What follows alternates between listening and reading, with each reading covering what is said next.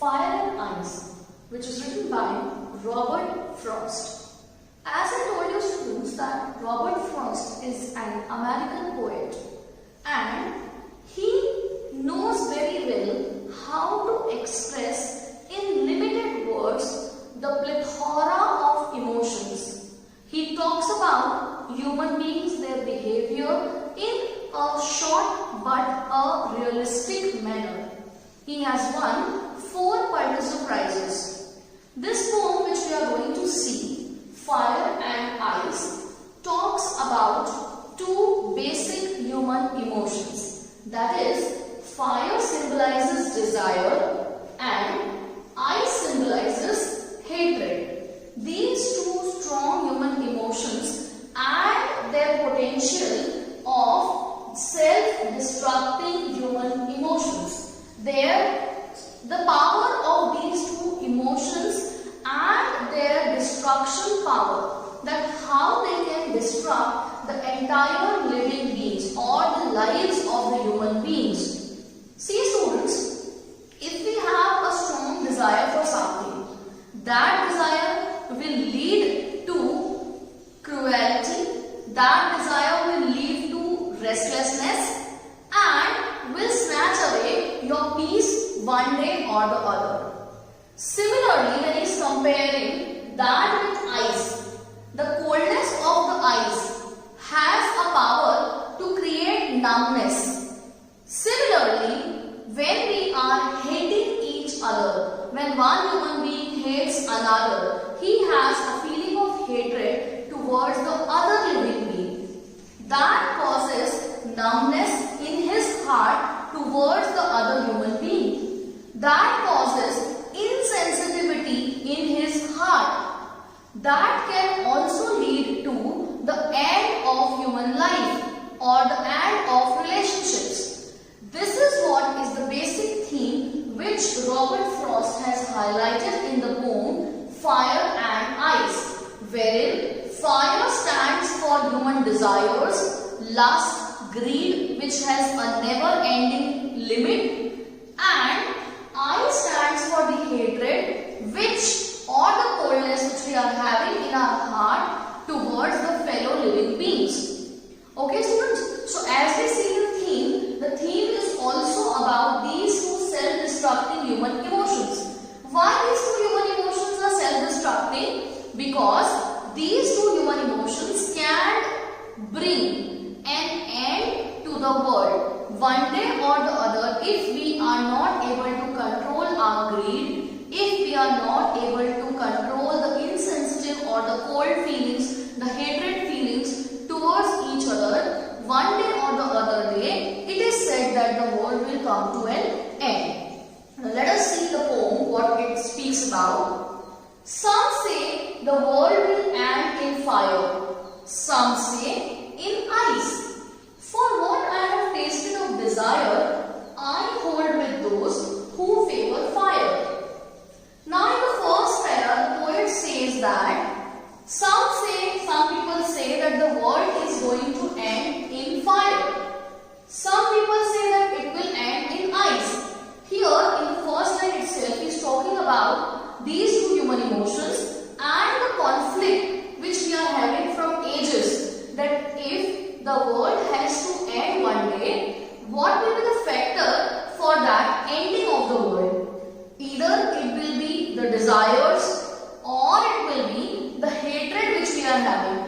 Basically here, if you see the textual meaning, he says that the world will end with fire, the earth is going to generate that much heat and intensity with which the world will come to an end, or the temperature of the earth will go so down due to the ice that the world will perish, the entire human community will perish.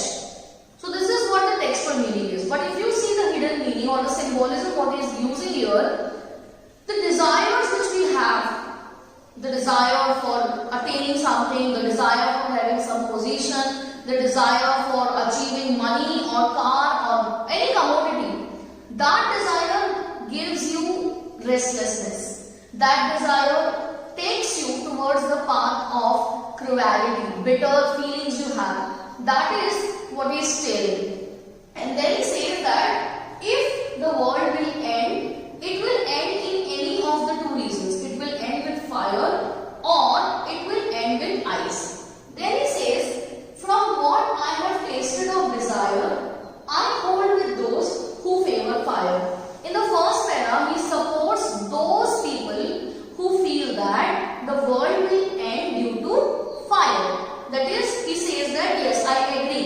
that the strong desires which we have inside our hearts, we have lust, we have greed, we have a feeling of attaining of capturing everything, that is going to end the world one day or the other. So he supports those people who favor fire in the first para. Moving ahead, he says that, but if it had to perish twice, I think I know enough of hate to say that for destruction, ice is also great and would suffice. So he is telling that if the world has to end twice, if it is possible that the world is going to end twice, then there is a possibility that the world can end with ice also. The world can end with the hatred also, which we human beings are having in our hearts towards the fellow living beings. So he is telling that if it had to perish twice, means if the destruction has to occur twice, then I know that hate is also sufficient, hate is also competent. And to say that for destruction, ice is also great. So ice can also bring that great amount of destruction which the fire is competent of bringing. And he is telling that and would suffice, and that would end the entire world. Like both are equally having the great potential of destructing the living beings on earth, whether you take it as fire or whether you take it as ice, like desires or hatred. You have to remember, students, that here the fire and ice are not just the simple literal meanings, but they have a hidden meaning inside. That is, fire represents the entire desires which we have in our hearts, and ice denotes the hatred, the coldness which we have developed in our hearts, the insensitivity which we have developed in our hearts, which is going to destruct the world one day or the other.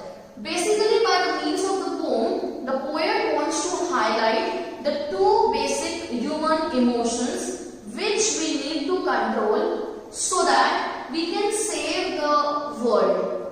Or else, if we are not able to control them, one day or the other, the world is going to perish.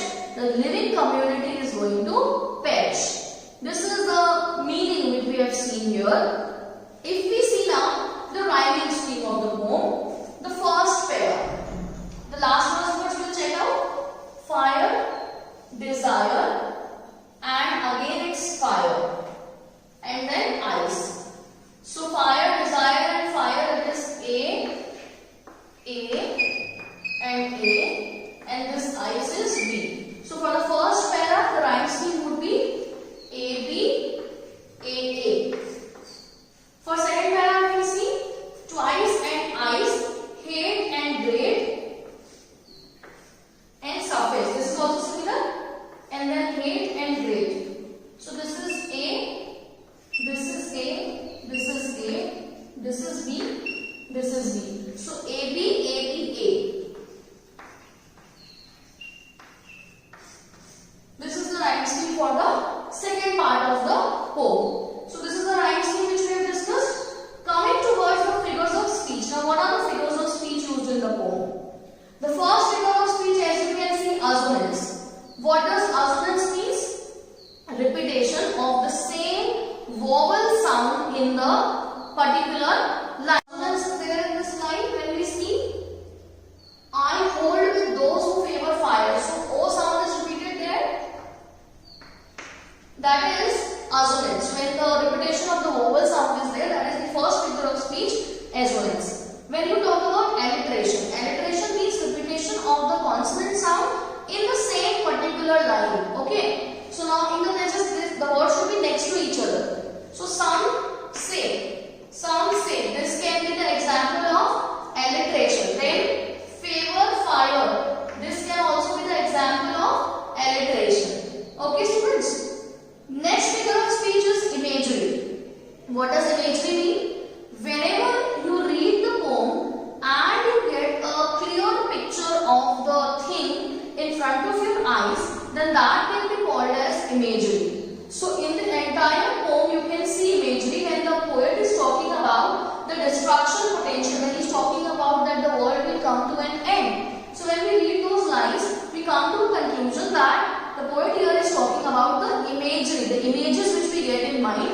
while reading the poem. Next figure of speech is personification.